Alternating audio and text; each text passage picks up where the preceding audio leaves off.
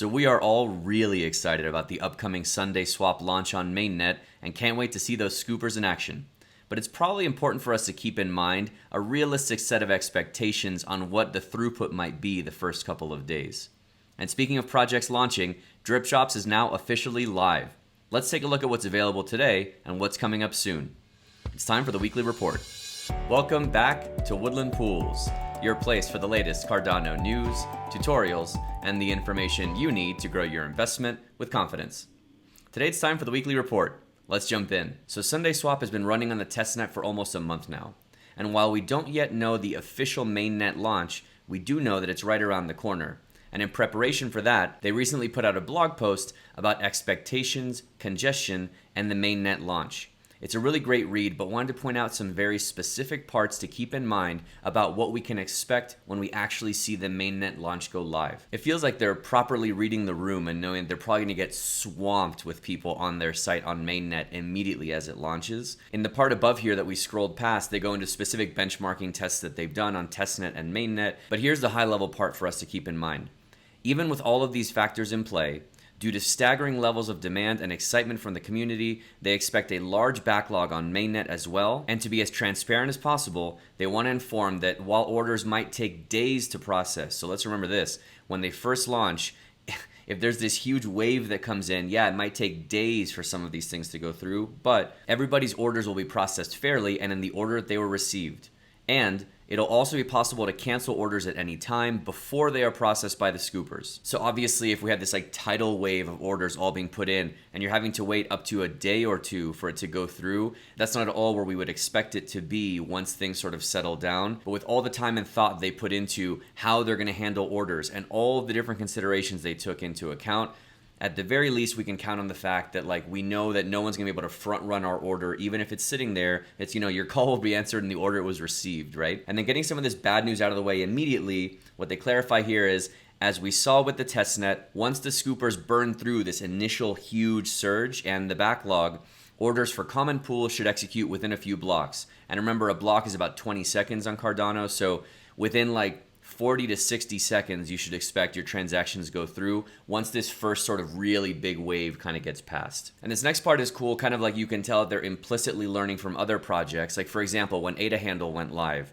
they had a huge surge as well. And they had similarly a queue that you were in waiting to get your turn to be able to mint your ADA Handle. And one of the biggest complaints that people had was, yeah, but I got this email saying, we'll let you know when your turn's coming up, but there was no way to know across multiple hours and for some people almost a full day where you were, how much longer it was going to be, roughly what the window was. And so it seems like they've taken that into account, and because they expect a large backlog during the first days of the protocol, they're going to be building out a feature to inform users on what the current backlog is, what the current throughput is, and where your order will roughly stand in the queue. If we know there's going to be this huge demand at the very beginning, a really big spike early on that will die off, and we know that it's going to potentially have to make us wait longer than we would like, at the very least, we'll be able to cancel our orders and know where we are at any given time.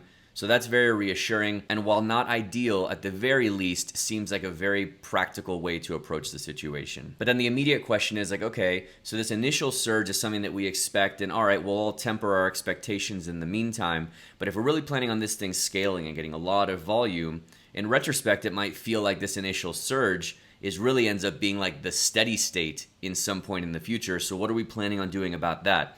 And so here they address that issue about longer term things. While this demand surge will result in network congestion and longer order processing times, we don't expect the situation to last indefinitely. This will be further improved as IOG implements a planned series of improvements and enhancements to scale the Cardano network capacity throughout 2022. So temper your expectations for day one. Things will settle down shortly after. You can cancel if you need to and always know where you're at. And moving forward, we know that IOG is going to be doing lots of improvements and enhancements to the capacity moving forward. And actually along those lines, Charles actually recently put out a video, a long whiteboard video. It's about an hour or so, where he goes into some really good detail in terms of all these different initiatives that they have moving forward. But there was this one piece that I wanted to share with you all that seemed like a perfect continuation of what the SundaeSwap team was alluding to in their article. Let's take a listen here to some of these things that are coming up in the future and how this concern about throughput can be addressed in multiple ways with the multiple initiatives they have coming up throughout the year. Let's take a listen. There are some other things to do, like, for example, the things that go into the blocks themselves can be optimized. So things like script compression, for example, that's coming as well. We were originally going to put it in with the original Lonzo hard fork, but the Haskell libraries were not efficient enough. So we paid Galois, and they came in and they worked and improved that by a considerable margin. So that's going to be coming in February. Batching, roll-ups, these types of optimization. So the things that physically go in the blocks can be optimized as well. So that's in scope.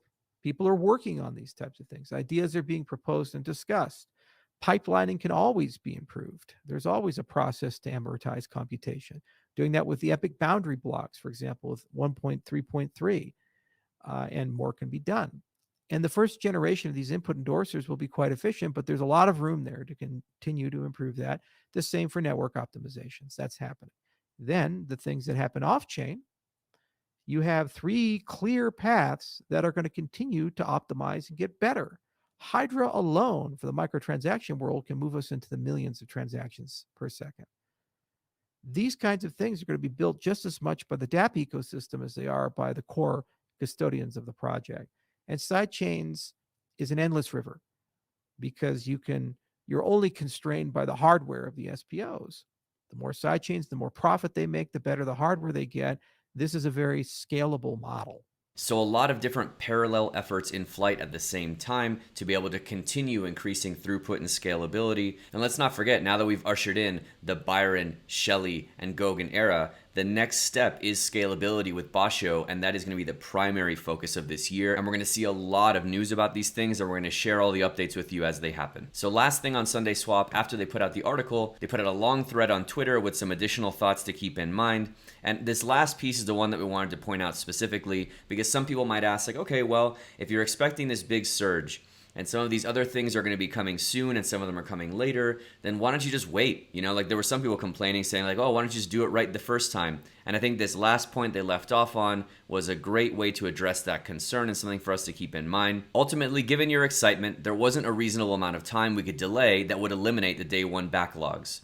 We're confident in being able to meet the real market demand once the initial congestion burns off, and we're excited to launch the protocol with you. But yeah, I mean, it's a great point. Like, it's one of those things where the whole, like, don't let perfect be the enemy of good enough, right? Like, let's get it out there. Let's get people using it. We know the first day is going to be pretty rough. And then from there, we'll be able to figure it out. We're all really excited to see SundaeSwap go live. We'll let you all know as soon as we hear updates on when the mainnet launch is scheduled to be. But yeah, until then, we're all playing the same waiting game. Next, in our New Year's video, we talked about how DripDropz, this exciting new project, is getting ready to launch. Well, the new year has come, and they are live. But a couple of things we wanted to point out. Some of the common questions that we've been getting is, okay, well, how do I learn more about these projects, right? So they do have an Explore Projects page, but unfortunately, when you click on one of them, you don't necessarily get a bunch of information. You kind of get the logo and something like that, but I think a lot of us, what we want to know is some really good information about, all right, what's this project all about? So to begin to address that, they put out a Medium article that we'll share down below that goes into a little more detail about the different coins. But the DripDropz team has already addressed that they know that this Explore Projects section really needs to get built out better. And this whole section and the information here is one of the things that they are focusing in the near future in building out more to add some more useful information to help people understand, you know, what are these different coins and what do they mean and which ones should you get. The other big request that they've immediately been getting that's addressed sort of in this conversation is because right now you have your tokens that you're eligible to withdraw,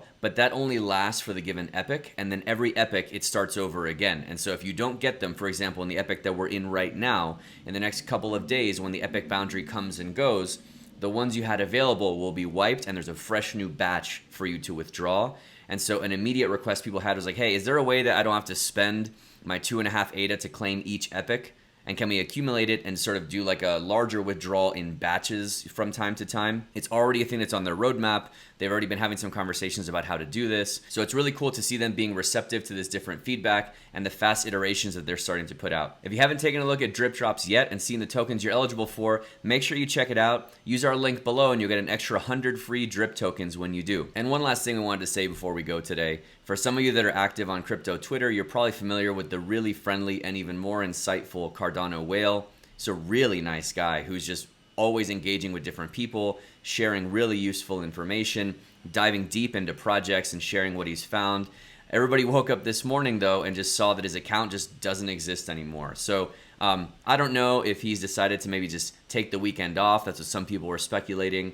But hopefully he's coming back. We just wanted to say to the Ada Whale, thank you so much for everything you've brought to this community. You're a true asset to the community, and wherever you're at, hope you're doing all right. And we hope to see you around here again soon. And everyone else out there, send good vibes his way. Check out DripDropz and get some free tokens. And if nothing else, we'll see you next week.